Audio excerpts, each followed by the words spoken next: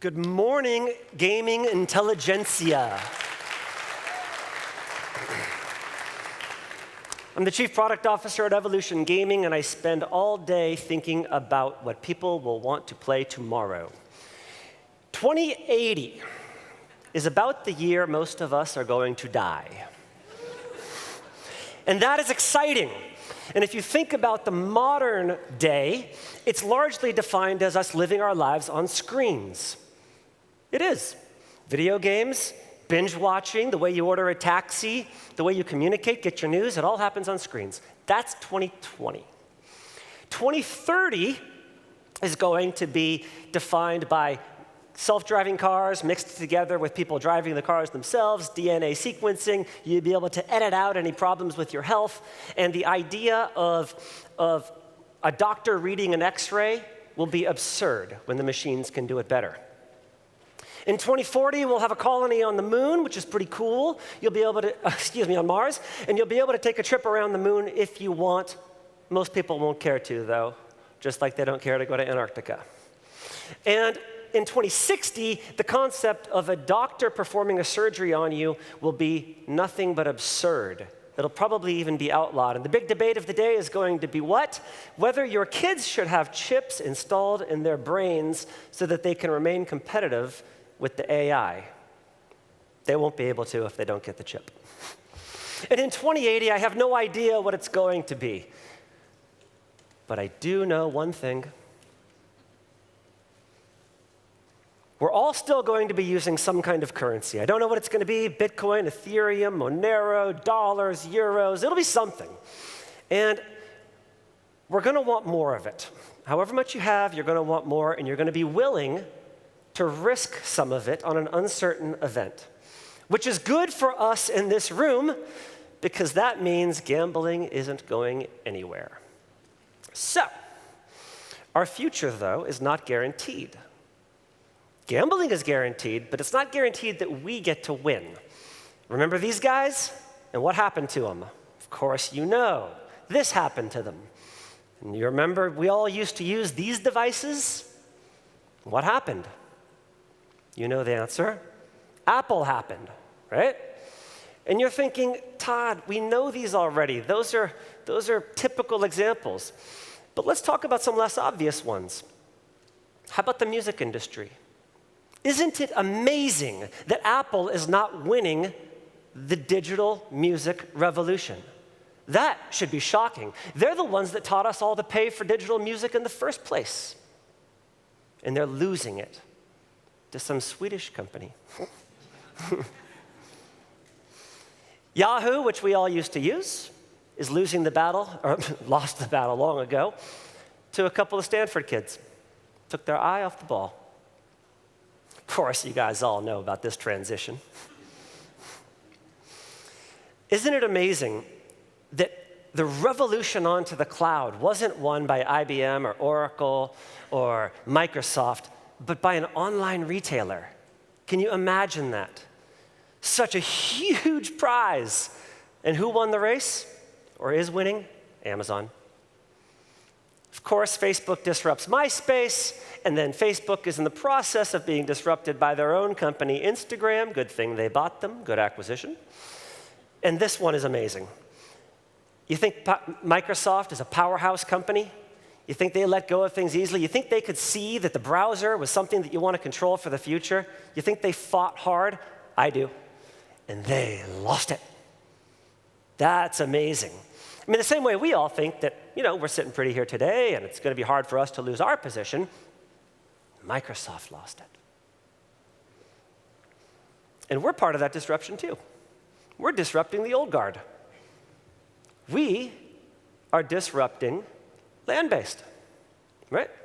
The winners of online gaming aren't Caesars, Wynn, MGM. It's us.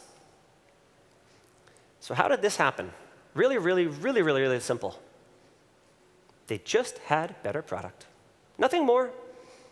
They got it out to the public, and they said, we like this one better than that one. They had better product than them. So what's my next question going to be? Who is going to disrupt us.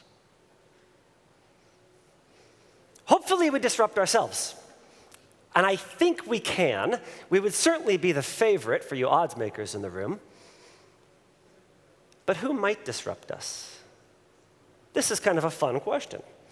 What if we went to the future, came back, and we said, hey, we all lost the race. Guess who beat us? That should terrify you. Suppliers and operators alike.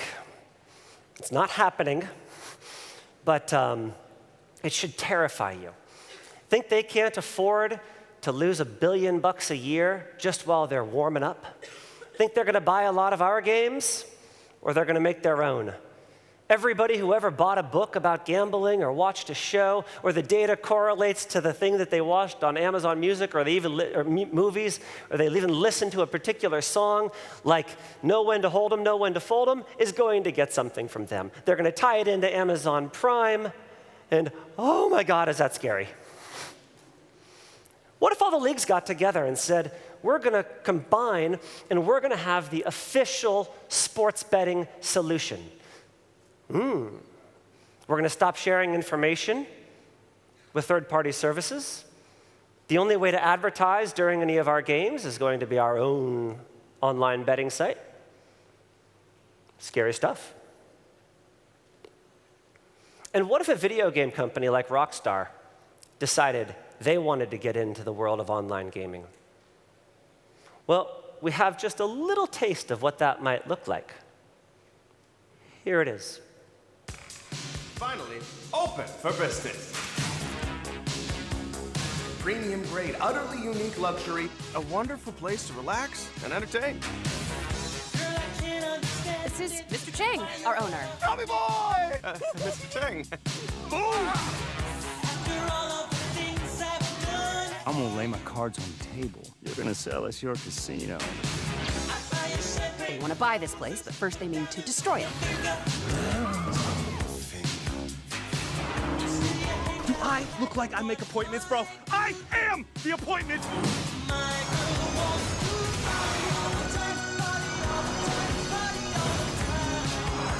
Champagne, anyone?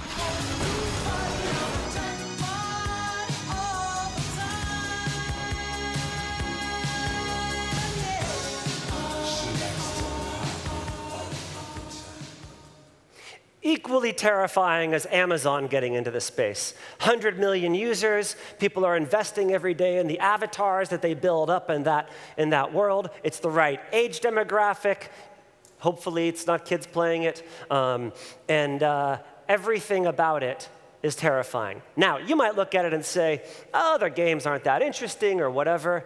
But what if while we were all focused on the games and they were focused on the ecosystem, and they said, our games don't have to be that good. It doesn't matter. You can bet on a coin flip. You're so into that world, they've got 100 million credit cards, and they decide one day, you know what? We're legal. We're going to flip it the other direction and go for real money. I'm not saying any of these things are going to happen, but it's healthy to think about what would happen if they did. And it's also interesting just to think about it for our own purposes, as we think about innovation. So, how do we win?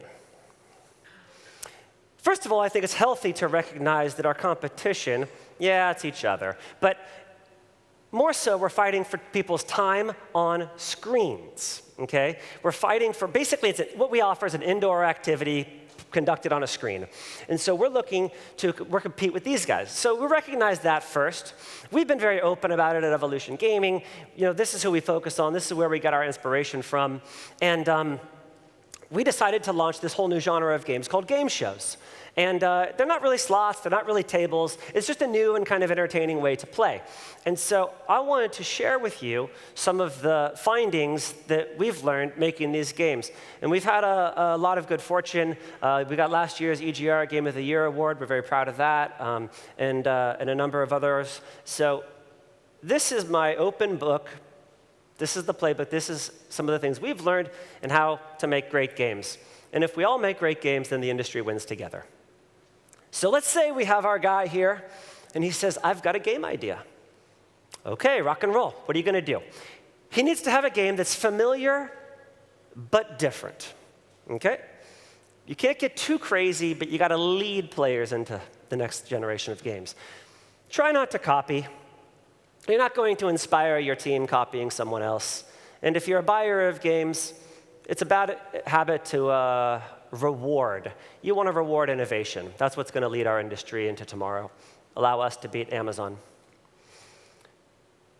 Do you even want to play this game that you're making? We have to ask our friend, do you want to play the game? Hopefully the answer is yes. I can't wait to play it with my own money. That is the best. You have to be fanatical about the game. You have to care. Get rid of the budget. Get rid of the due date. Now that sounds crazy, but the game will be done when it's done. Don't put brakes on the project before you even start it and try to fit it and confine to a budget. There's an amazing thing that happens when you spend more money on a game. The players can sort of tell. They reward you with that. I'm pretty sure when they were inventing the iPhone, they didn't say this thing has to cost less than $1 billion to make, and it has to be done by December 31st. It'll be done when it's done, and we're going to build the greatest phone in the world, and everybody's going to love it. Find the fanatics in your company or outside your company, those who just love games, or love online gaming, or love whatever it is that you're doing. It's almost like a secret weapon. It allows them to see every fine detail, and it's super powerful. And get rid of the jerks.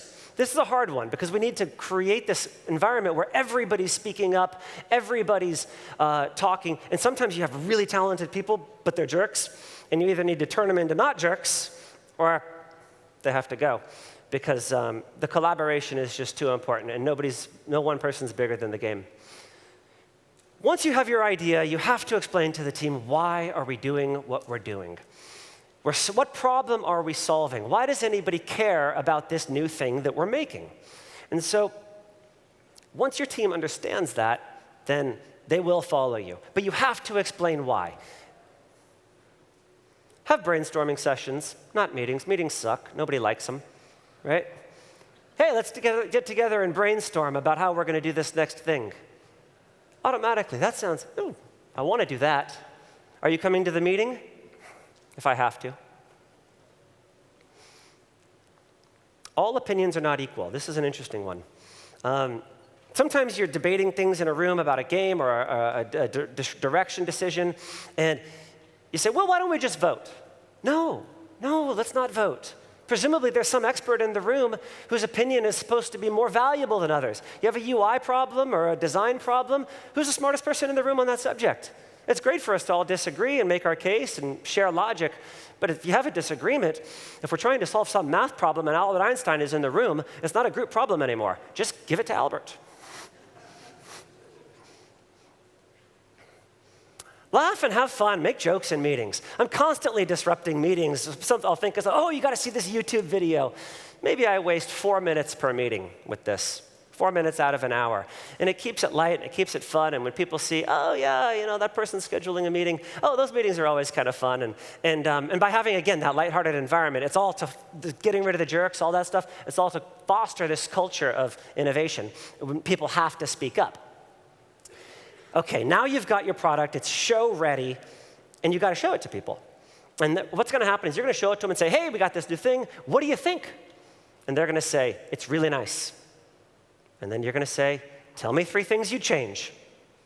And then they're going to say, nothing, it's great.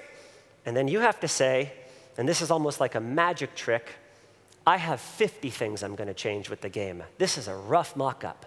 I'm just wondering if the 3 things you're going to say are the same as some of the 50 that I have. So go ahead, give me 3. Now you give them permission to criticize. And now stop talking. Don't defend your product. And they're going to say, well, at first I didn't really understand how the thing worked. And don't say, well, you did this. No. Let them go. Take notes and do that 50 times. It's so valuable. She has to know how to play your game. She doesn't have to be your target market, but she has to know how to play it. That's a good standard. I always say that in the meetings. Does grandma know how to play this game? Push the boundaries, whatever that is.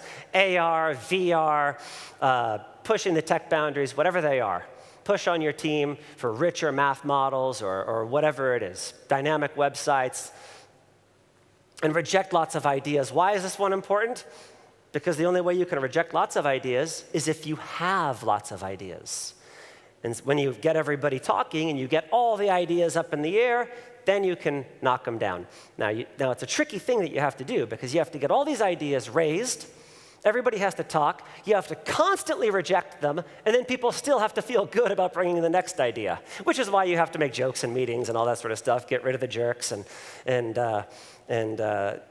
so reject lots of ideas. It's a good thing. Add them all together, and what do you get? Well, we just did this recently at Evolution, and we built the product that I'm the most proud of anything I've ever worked on in my entire career. Here's how it looks.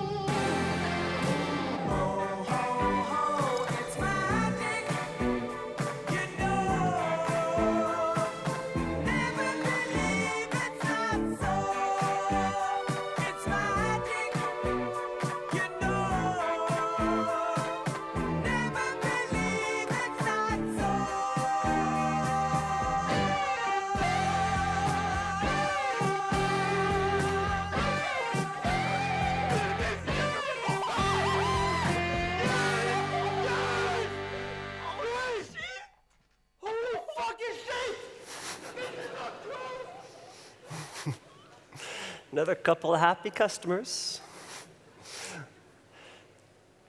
These are the early days of online gaming. It never seems like that when you're busy living your life, but it is.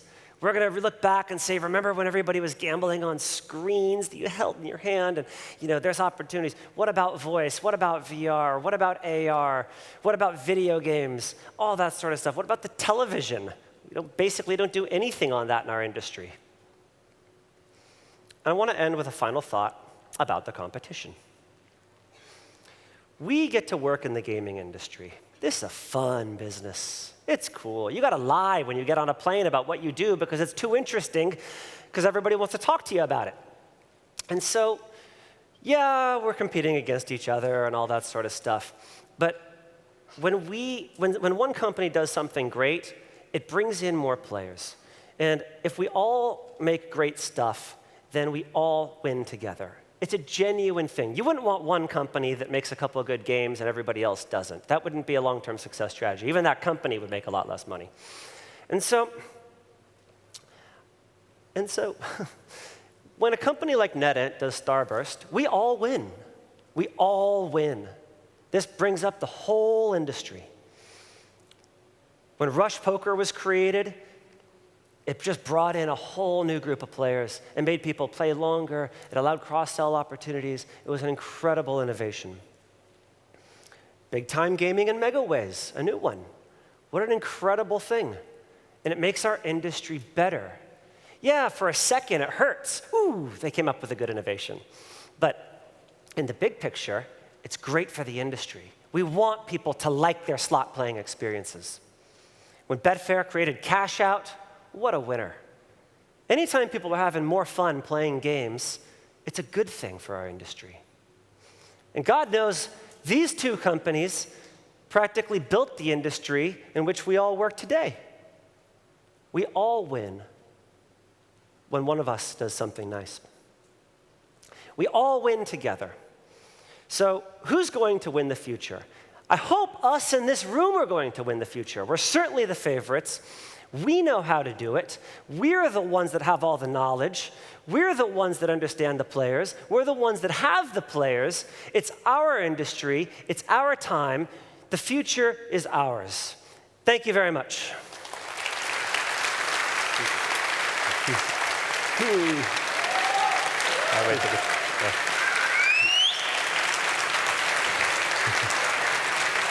Thank you so much, Todd. Well done, buddy.